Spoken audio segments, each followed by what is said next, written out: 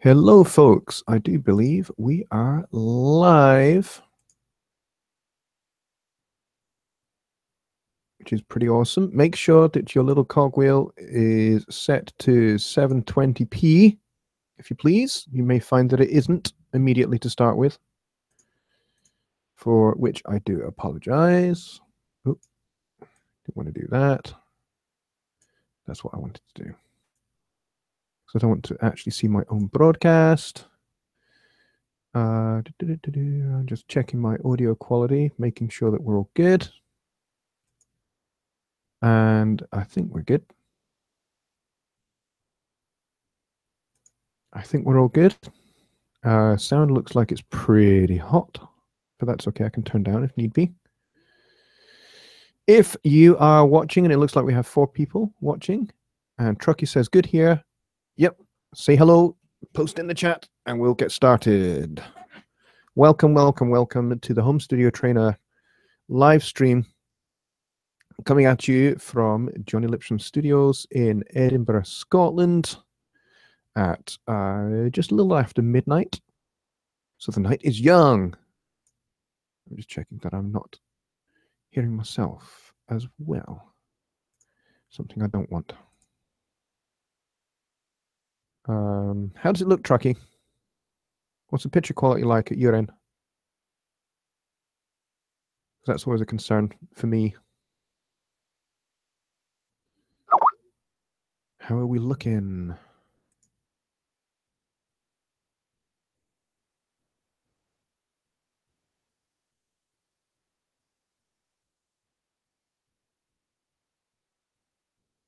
So who do we have? We have Truckee, we have Movie Kid, who is over here.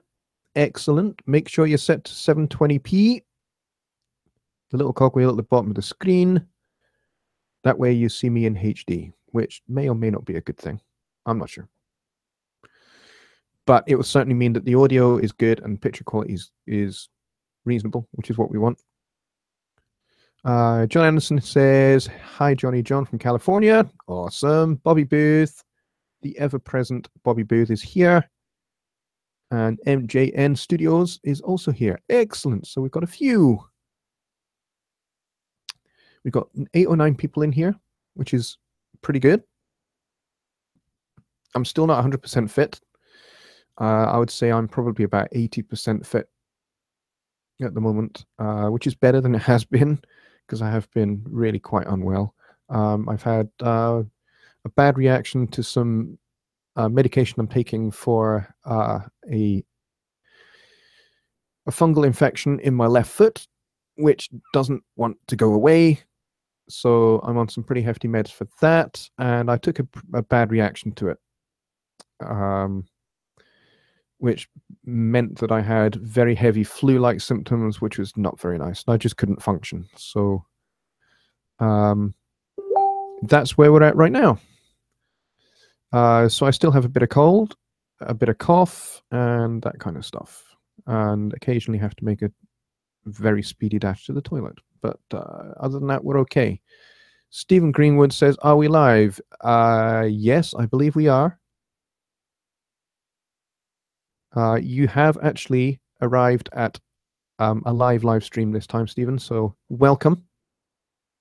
Good to have you here. And we've got 13 people in the room. Excellent. This is what I like to hear. Hopefully we've got plenty over from the plugin show that I've just finished with Dave Vignola over at Home Recording Made Easy.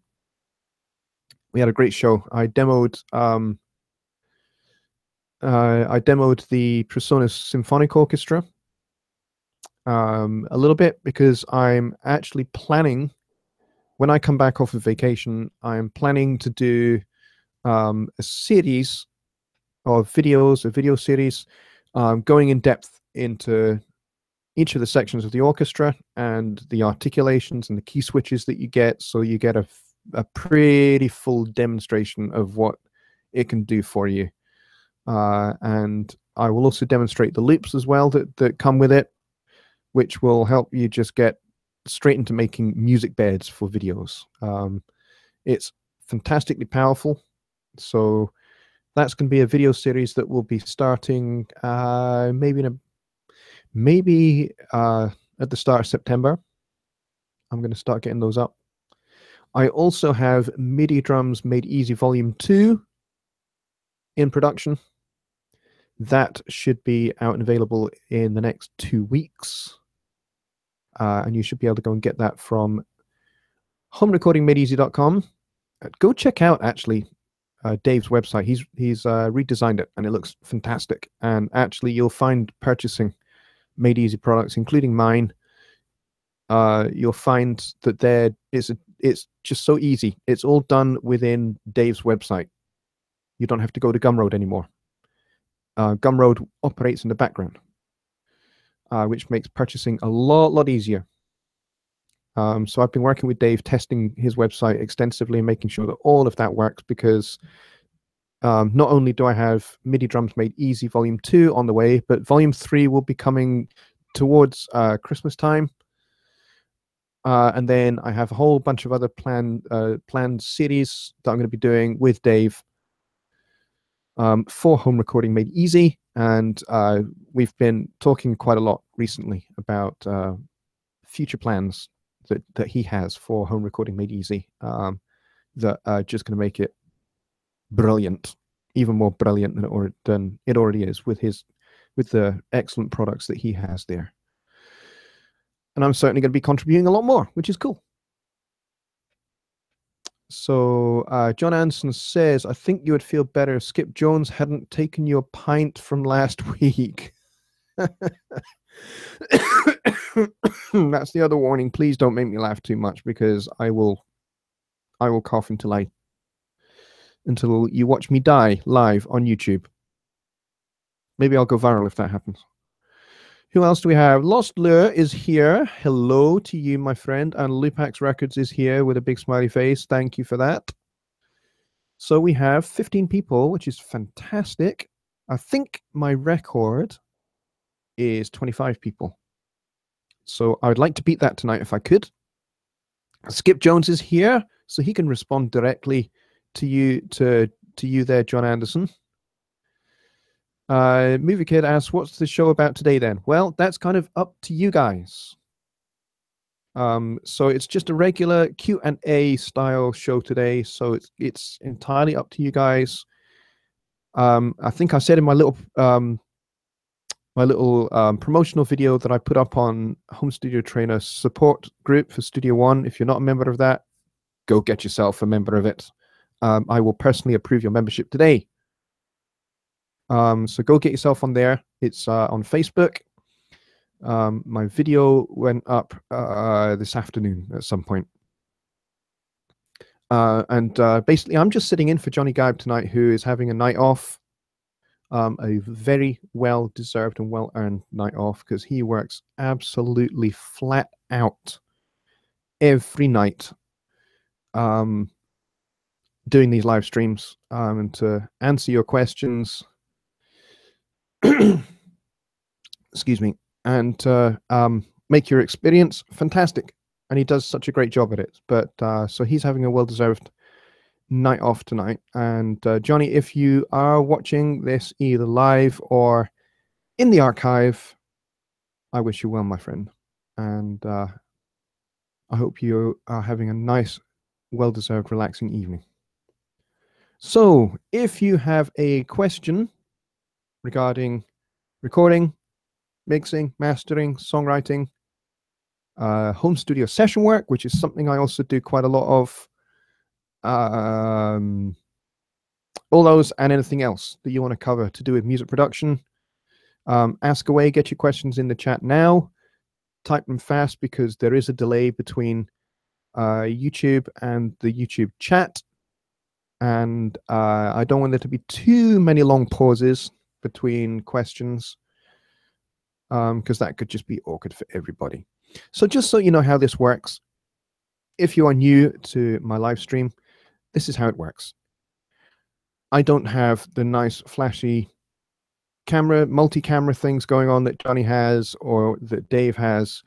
I can't even use OBS to encode my live streams, because I just don't have the upload speed for that for my internet. My internet upload speed is barely 1 megabit a second. Sometimes it's less. So there's no way I could run an encoder on that basis. So what I'm doing is I'm using Google Hangouts on Air, and that is acting as the encoder. So pretty much everything that I do, any screen sharing I'm doing through the Google Hangouts on Air interface, and then that gets broadcasted to my YouTube channel directly. But I max out at 720p, and all audio is in mono, I'm afraid. John Anderson says, have you ever had an issue with a final mix and members of the band or the client having a conflict on who should be louder in the mix? Yes, I have had that.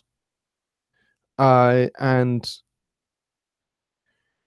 it can be a very frustrating situation to be in.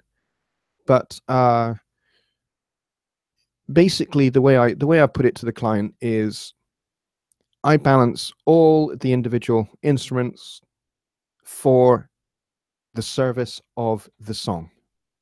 It's about the song, and it's about making sure that the song is performed to its highest standard, and making sure that every element of the mix is heard, especially the vocal, because the vocal is what carries the melody. It's what carries the lyrical content and tells the story of the song.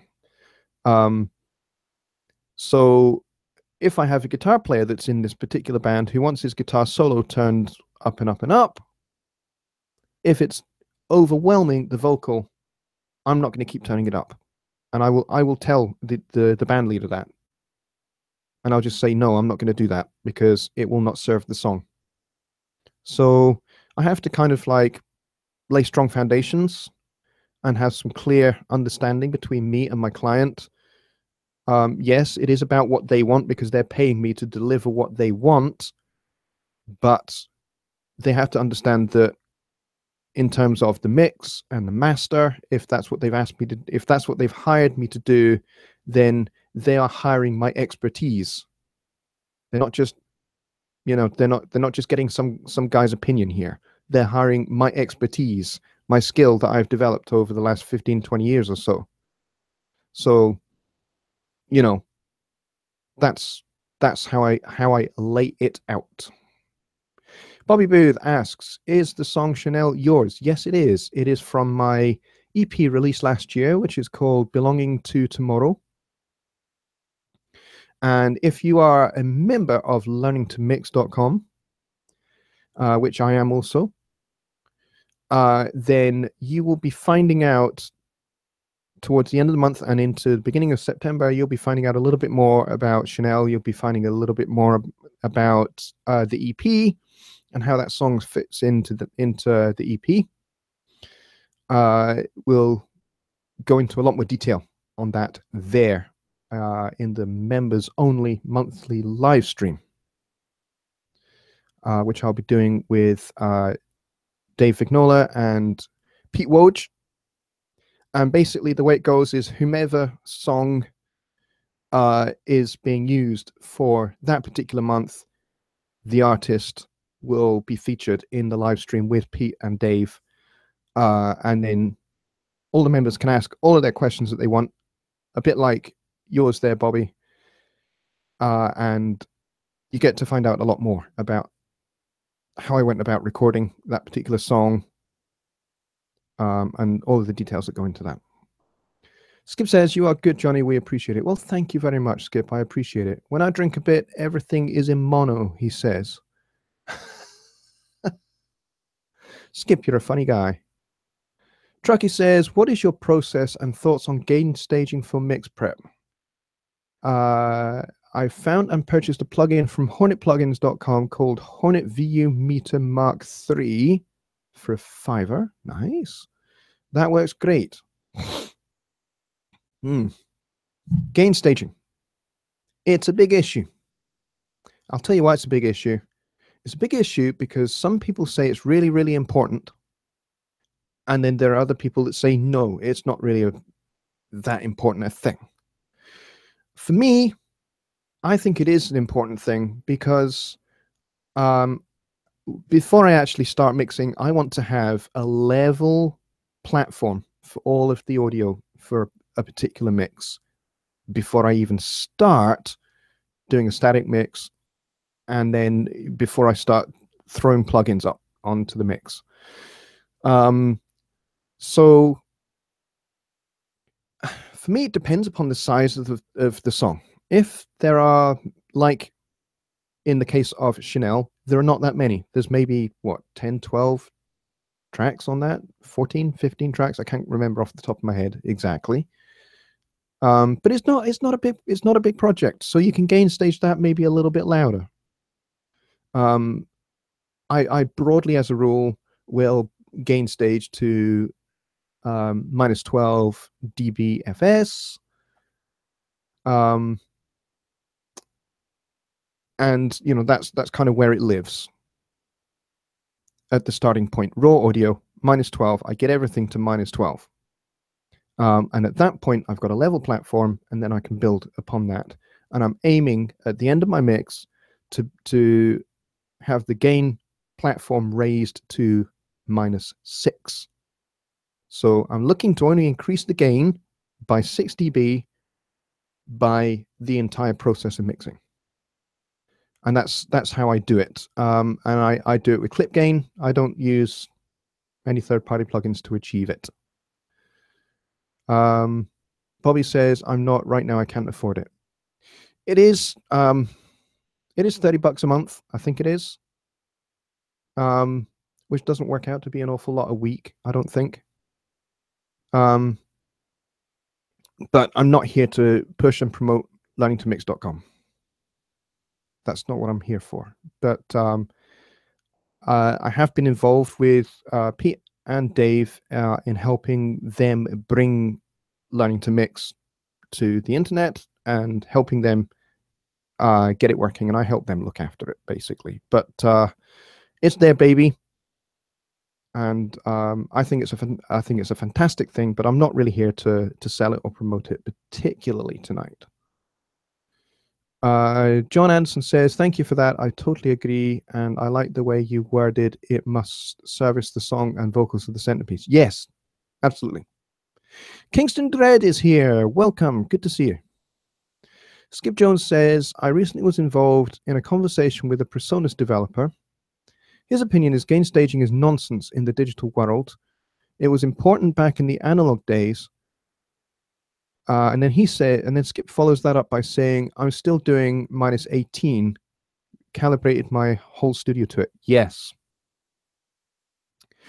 You know what? It may well be a hangover from the analog era, but you see, I don't think you can completely rubbish everything from the analog era and think, well, we're in the digital age, the noise floor is now minus 144 dB.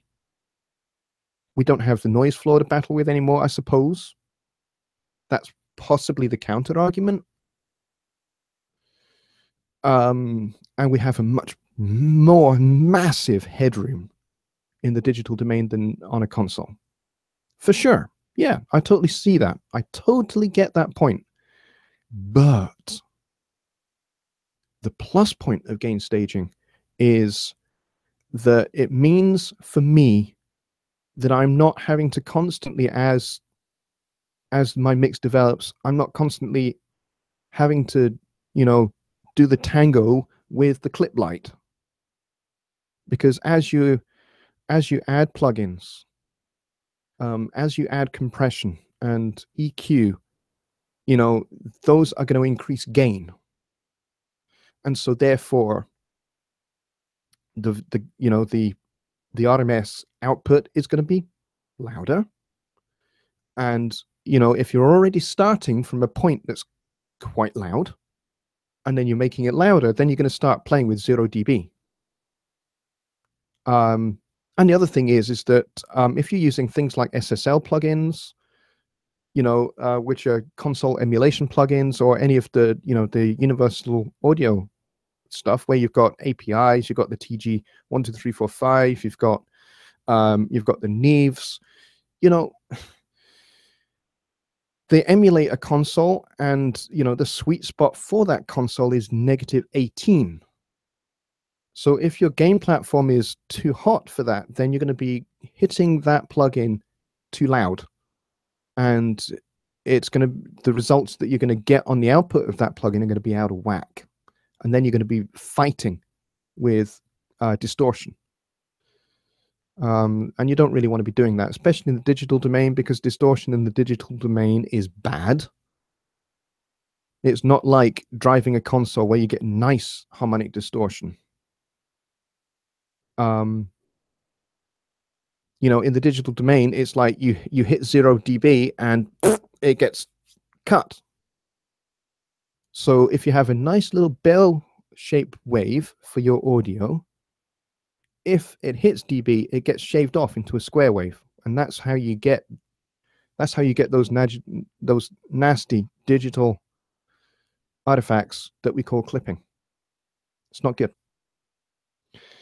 MJN Studio says, if I don't gain stage, once I start adding plugins, I clip right away. Exactly. John Anderson says, I'm confused. Are you mixing to -6 dB in the song file and then raising to 0 in the project? Yes, pretty much. So I leave 6 dB of headroom, minimum 6 dB of headroom for mastering. Because the mastering process, again, even though when you get to mastering, you're using plugins much more subtly. So your EQ moves are going to be ±1 or 2 dB, or your compression is going to be 1 dB, maybe half a dB. Subtle stuff before you get into the realm of limiting, then you need to have that headroom, my opinion. Some mastering engineers say, no, that's fine, because if it's near 0 dB, then I can turn it down.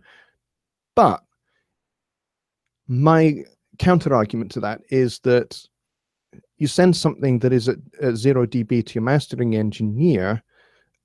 If it's gone over that, if it's actually clipped over that with intersample peaking, which you can get if you're very, very close to 0 dB on your output,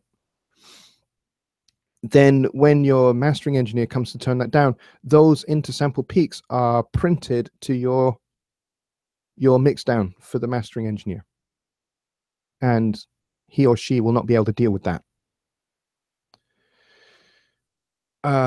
Skip says, right, just what Johnny is saying and why I still gain stage. Yep. Bobby Booth says I gain stage at -12s, and MJN Studios agrees. Skip says, even in the digital world, you can choke your sound. Absolutely. Everyone is agreeing with this, so that's good. I like to see agreement, but I also like to see disagreement as well. Good discourse is made up of agreement and disagreement. So that's cool. And this is a really good conversation. I'm really enjoying this. And it is, gain staging is a big issue, but at the end of the day, you have to see you even have to see gain staging in the context of serving the song, the end result. In your mind, as a mix engineer, you need to have in your mind the end from the beginning. So you need to have in your mind what this mix is going to sound like, and that's where reference tracks are really, really helpful. To change the subject just a tad, reference tracks are brilliant for that because they keep you in the ballpark. If your client has got a vibe that they really want to go for this mix, then find a reference track that has that kind of vibe, and then you can use that to kind of keep you on track as you go through the whole process. John Anderson says, if you then use the limiter in the project page, will you have less of the compressed field than if you mix to 0 dB in the song page? I thought JG said he was mixing to 0 dB on the song page. Well, there are varying opinions, and you see, there are different processes at work here that I think that we're talking about here, John. If I'm sending out a draft mix to a client for their evaluation, then I will put the limiter in the post on the mix bus, and I will drive the gain up to about -1 dB because I want to avoid intersample peaking. So I will drive it up to -1 dB. I'll send the mix off to the client, and they can have a listen through it, and they will likely send me an email with some revisions that they want. Once we've gone through that process 3 times, the final mix is delivered to the client for their evaluation. And if they're happy with that, if they've hired me to master, then I will give myself that 6 dB headroom, because I want to have space for EQ. I want to have space for compression. I want to have space for actually being able to balance one song against another. You know, if I'm mastering, if you know I'm hired to mix and master a whole record, then I need to be able to balance the EQ of each song, and balance the compression of each song, and balance the overall output of each song overall, so that the whole record has a cohesion. The whole record has a sound and a vibe to it, albeit the EQs and the compression amounts will be different for different songs. So I hope you understand that a little bit there, John. We can spitball this around a little bit longer if you need to. Whoopi says, JL, I use a Beatles song, No Reply, as my reference track. Is that wrong? Well, if that's the vibe for that particular mix that you are going for, then use it. But it will not necessarily be the same vibe for another mix that another client wants you to do, or a completely different song. You know, you're not necessarily going to use No Reply as a reference track if you're working on, I don't know, a Scottish jig and reel, for example, because the two are completely different. And so you'll have to treat them very, very differently. So how you would mix a Scottish jig and reel with a tin whistle, fiddle, maybe accordion and bagpipes, it's going to be very different to, and snare drum maybe, and it's going to be very different to how you would treat a Beatles song. So sometimes it will work for a particular song and sometimes it won't for another one. Skip says, mixing to 0 dB is not the goal. Use your ears. 0 is not a solution, but a tool you might use. Correct. And I'm glad that makes sense for you, John. Skip says, you look marvelous tonight. You seem to be feeling better. As I said, I'm about 80%-ish. I'm getting there. I'm benefiting from having had a good rest this afternoon, sacked out on the sofa and listening to the cricket, England against South Africa, 4th test at Old Trafford. So that's what I was listening to on the radio. So I had my eyes shut, radio in my ears, listening to the commentary. And it's fantastic. So I'm well rested. And I shall be going back to bed as soon as we're done here as well. Excuse me, I didn't mean to snort in your ear holes then. I ought to check out the Google Doc there, unless we're doing okay with it, Truckee. Let's see. I just want to see if I've missed anything.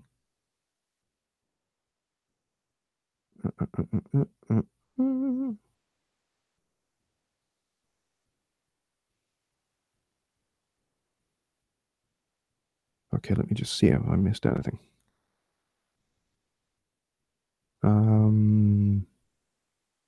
Yeah, Truckee, can you highlight anything I've missed, please? Thus far. Any thoughts on the Sound Magic AB plugin for referencing? I don't personally have it, but I hear it's fantastic. I know Dave Vignola has it, and I know of a number of other mix engineers that have it, and they say it's remarkably valuable in being able to use it as a reference tool, because you can load up what 8 or 9 reference tracks if you need them. Excuse me, just 1 second. I'm going to mute my microphone because I don't want to sneeze down your ear holes.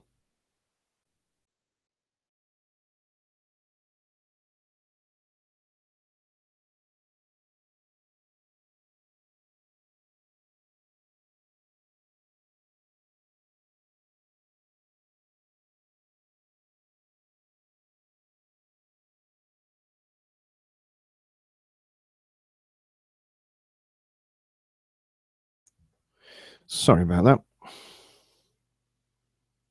Just had a massive build-up of phlegm, which you didn't want to hear about, I'm sure.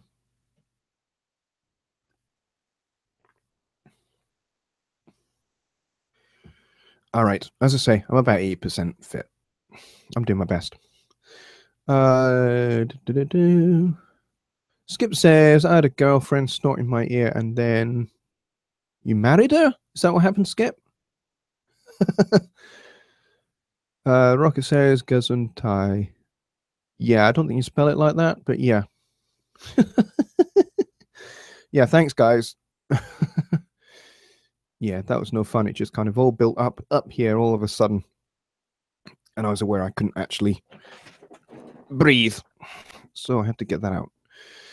All right. Any other questions? We've had a fantastic discussion so far for the last 30 minutes on gain staging and reference tracks, which has been really cool. Kingston Dread says, Gesundheit, a German word meaning good health. Yes, exactly. I know a little bit of German. I can say that I have actually been to Germany.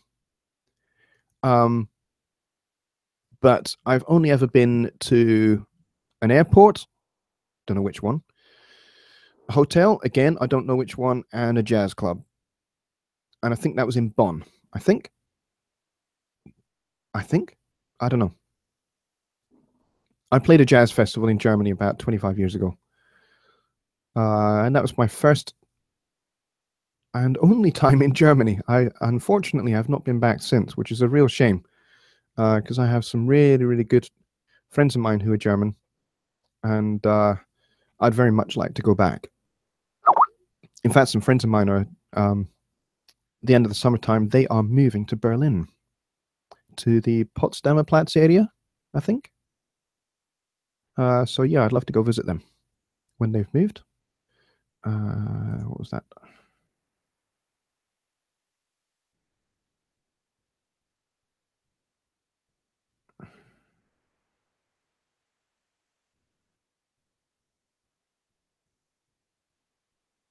Oh, something just popped up on Skype. Sorry, folks.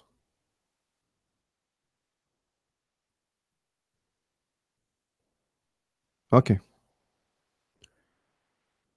Oh, I see. I think what yes. I've got Skip on Skype as well as on the chat here. And yes, I will do that, Skip. Thank you. Trucky says, was I able to find the Zoom It program?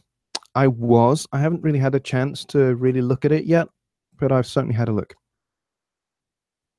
If that makes any sense whatsoever and is not entirely contradictory.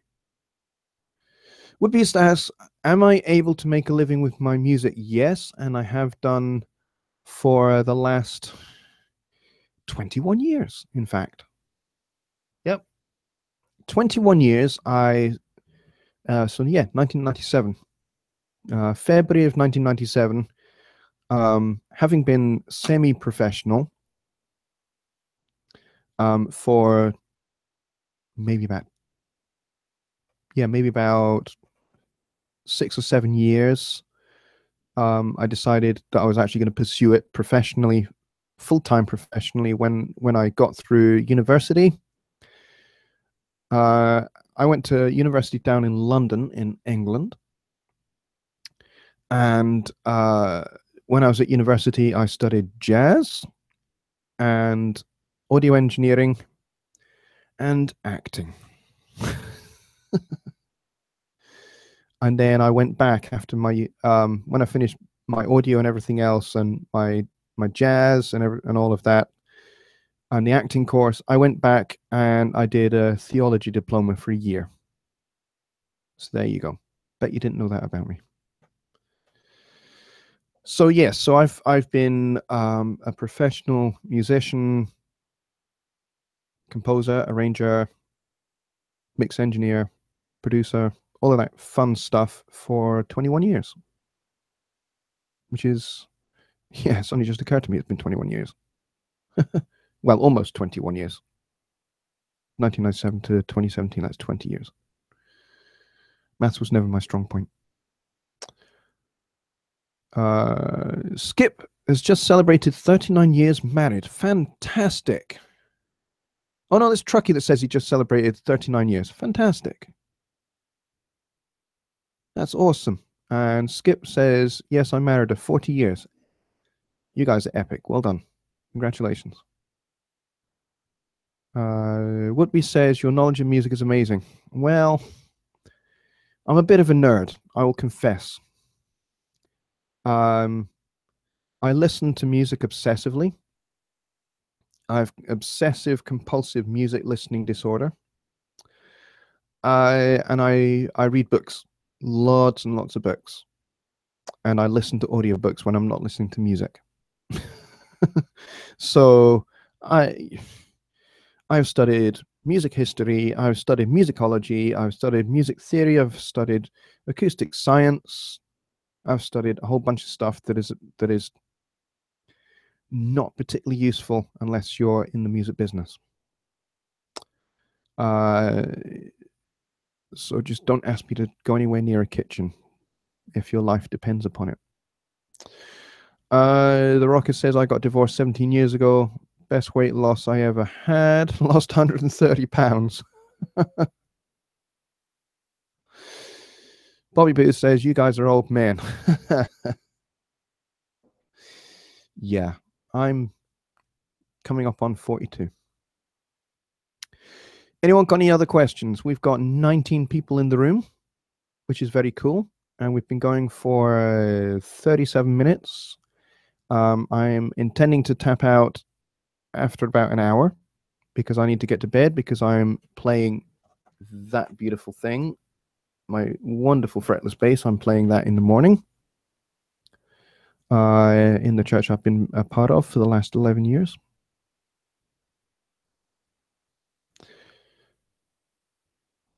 You guys are talking about being old. Kingston says, old here too, Bobby Booth, been on pro stages since 1969. Awesome. You know, my parents are professionals. They're now retired professional musicians, but yeah, professionals. My mother is a retired singer, dancer, and comedian.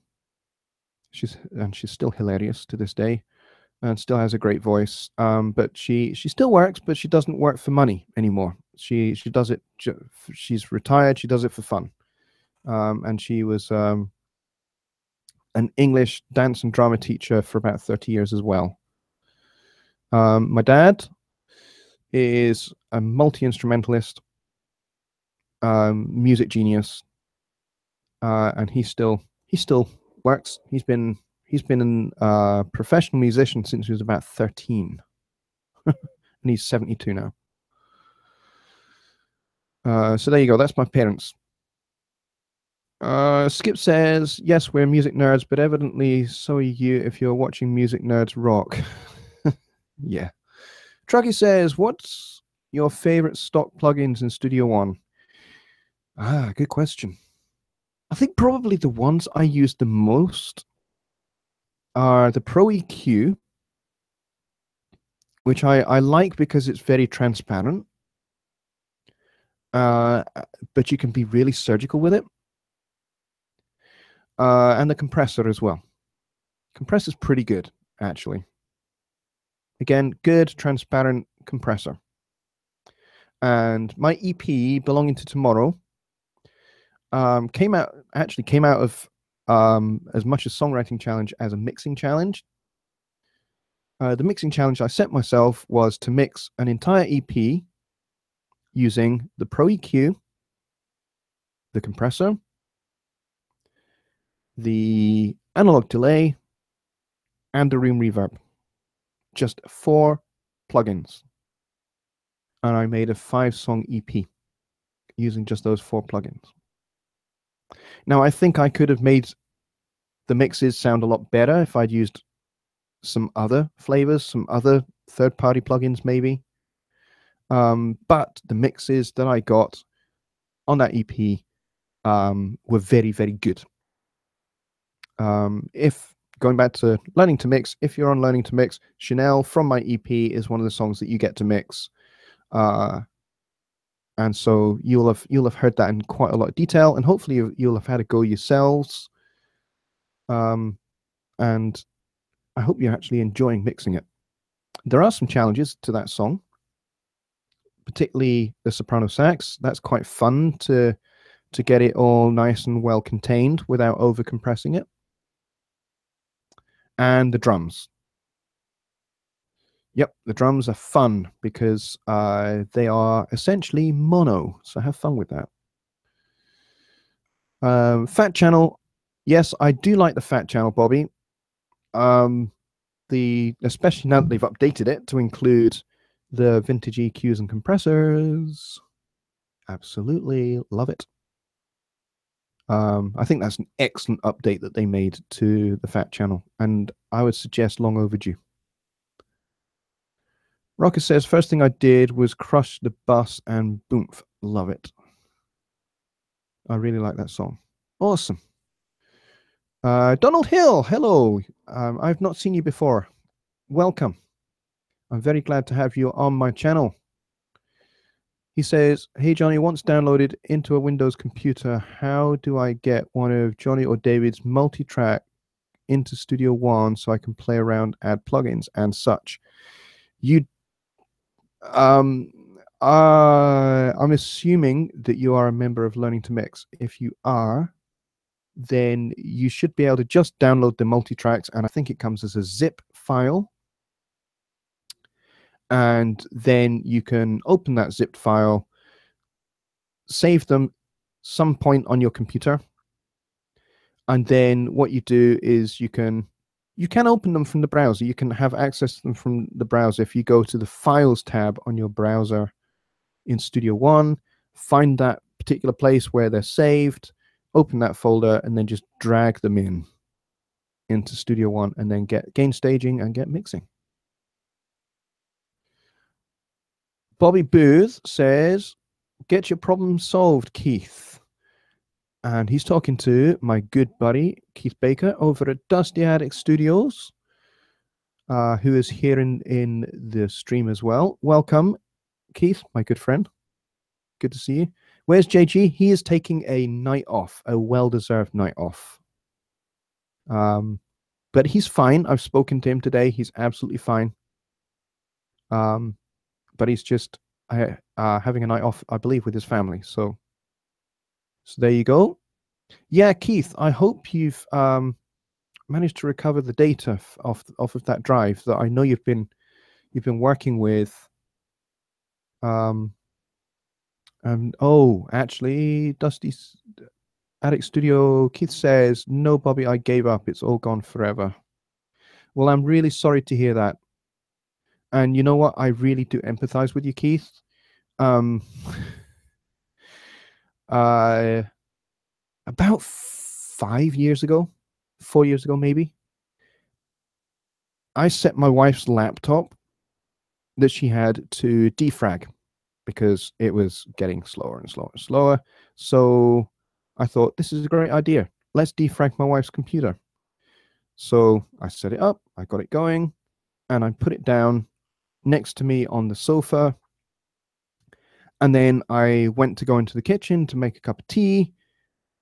I tripped over the power cable, pulling the power cable out of the computer. And that was that.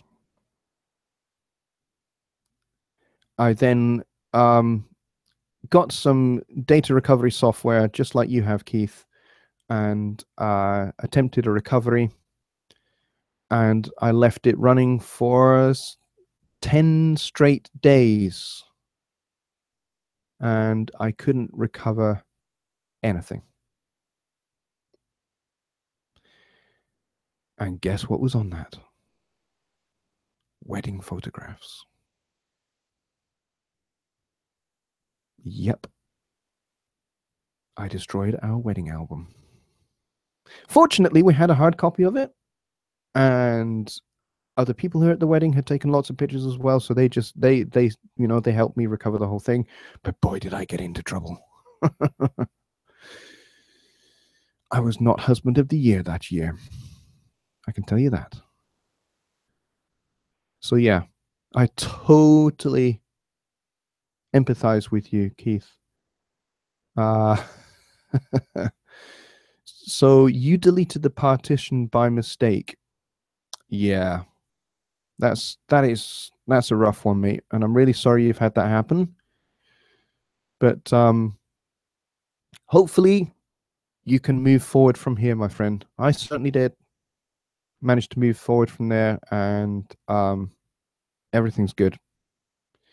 My wife has a new laptop that I bought her for her birthday a couple of years ago, and that works absolutely fine.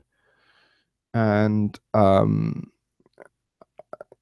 I do set up for it to defrag, but I make sure that once I've set it up, the power cable is not anywhere near that I'm going to trip over it and pull it out. So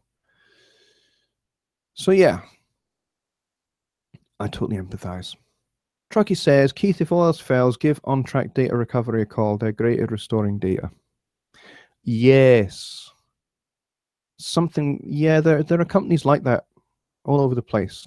They can be quite pricey though. And again, there's no guarantee that you'll get a whole ton of your data back. Woodbeast asks, how many of you here use a hard drive clone, including the operating system? I do not. Don't know about anybody else. Has anyone got any further questions to do with recording, mixing, mastering, session work, songwriting, that kind of stuff? Truckee says, I will live with it, not going to spend any more money. It cost me more money in 7 days worth of my time. Yep, totally with you there, mate. And Rich, my good friend Rich, who is here, good to see you, buddy. He says, we all eventually run into drive issues sooner or later, so back up, and remove from computer. Yes, backing up. It's really important. I don't do it often enough. I should. And it's just a habit to get into, to make sure that particularly my client files and stuff, I have an external hard drive for that, that I just dump stuff to fairly regularly, but I should do it a lot more regularly than I do, so I know that those files are always there.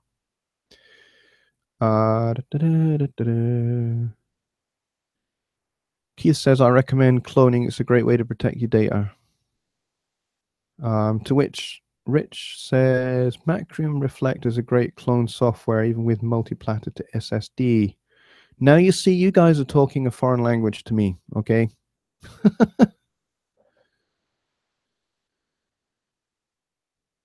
Well, you know, Woodby says, I have no clue why you do not learn and use cloning software.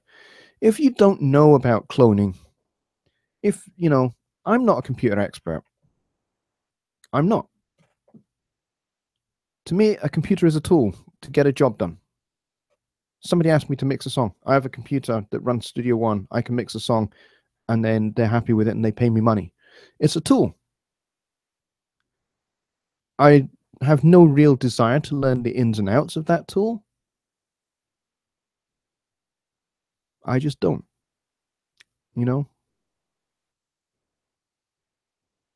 and it's just, for me, it's just going to take up time away from mixing and from practicing. I love to practice. I love to practice my piano. I love to practice my bass. I love to just sit down and write songs, and I just don't have enough time really to go into the nitty-gritty of how a computer works. But you know what? That's why, to me, it's important that I have good friends, good quality friends who know all about that stuff and know what they're doing. And I do. My good friend, Rich Westfall, really does know a lot about computers and how they work. And I have a friend here who is actually my, he's my webmaster. He helps me keep my website running. He's pretty good as well. So if I have a problem with any of my computers, I just give him a call and he comes around. Or I get Rich online if he's available. And you guys are fantastic. So thank you very much for all that you've done to help me keep my machine going. It can feel daunting. Yes, definitely. It's just about the amount of time that you want to invest in it. Skip says, I no longer back up. Here's the dealio. It's all old inflow. If a catastrophe occurs, just move on. As Johnny Garb has suggested, we move on. If you had something that important, you should have burnt it. You know what? That's a really, really good philosophy, my opinion. If you've got something that's of value, you protect it somewhere. But if you've got stuff that's not of value, then, hey, what have you lost? Underneath this wooden table here, where my printer is, underneath there is another computer that I had for about 18 months, which I had built because the computer before it, the hard drive exploded. Taking a project that I've been working on for the Indian government for about 3 months. And I was nearly at the end of that project. The deadline was coming up. It was in 4 days. I was well ahead of schedule. I was ready to deliver it to the for the Minister for Education for the Indian government 3 days ahead of schedule. The hard drive on that computer exploded one session. I lost the lot. But I didn't want to let my client down because I didn't want to let down their education department and all of the kids who are going to be served by the content of this project, which I cannot go into the details of. However, what I did was I spent 4 days and 4 nights non-stop working right here in this studio, and I got that project done, started again from scratch, and did the whole lot in GarageBand because I borrowed a friend of mine's Mac whilst I was having a new computer built, and I just used GarageBand, did the whole lot there. I didn't know how to use GarageBand, never had a Mac, so I had to learn GarageBand and create all 3 months worth of previous work in 4 days and 4 nights, and mix it and master it and send it off and have all the other stuff put together. So there was a team of us. There was a team of about 6 of us on it, and my bit was the most important bit because I was doing all of the audio, and I lost a lot. So I had to do it in 4 days and 4 nights, and then I slept for a week, literally. That learned me a lesson about taking care of your files, especially ones that are important. Skip says, don't worry about the small things, just create music. Yeah, absolutely. Woodby says, Skip, JG's machine died. He had a clone drive. All you do is boot to your clone and boom, it is up. Yeah, that's fair enough. But if you don't know how to do that, you don't know how to do that. You know, it's a different thing. Okay, I'm going back to the Google Docs and I'm just checking to see if I've missed anything there. I think we've got everything there, have we, Truckee? I've kind of been flitting between the chat and the Google Doc. I think we've got everything. I think a lot of what's going on in the chat at the moment is just really good chat, which is fine.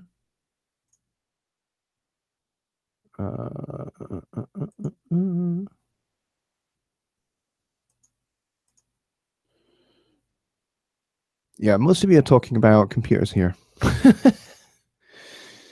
So we've been running for 55 minutes and we have 17 people in the room. And whilst I think it's really important that we talk about how we manage our data and how we protect our data and how we look after it, I do think it's really important. I don't think it's something that we should obsess over.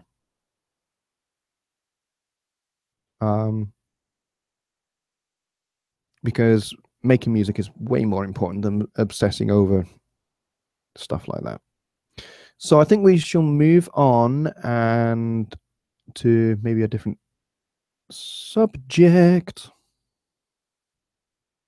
And then we will call it a night because it is 1 a.m. here and I have to be up at, probably 6 a.m. So I have to be in bed in about 5 hours' time. I have to be awake in 5 hours' time. So I want to at least get 4 hours sleep, if I may. So I'm going to take another, I'll take another question and then we'll wrap up the show. Truckee says, we're good. I'll email you PDF after the show. Awesome. Thank you very much. Appreciate it. Really appreciate all that you do, Truckee. You serve the home studio trainer community extremely well. And you help Johnny and I make sure that our shows run really smoothly. So thank you. Very cool. Anyone got another question?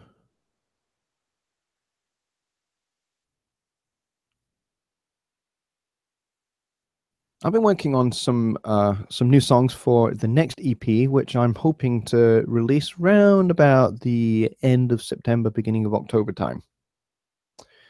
I don't have a specific date in mind, but it's probably going to be around about that first week of October time that it will be out on nimbitmusic.com/Johnny Lipsham. That's where you'll find it. That's where you'll find Belonging to Tomorrow as well. But the new one you'll find there as well. And I'm working on some new songs, some new kind of harmonic ideas, some new concepts in which I can get myself into trouble trying to sing the song.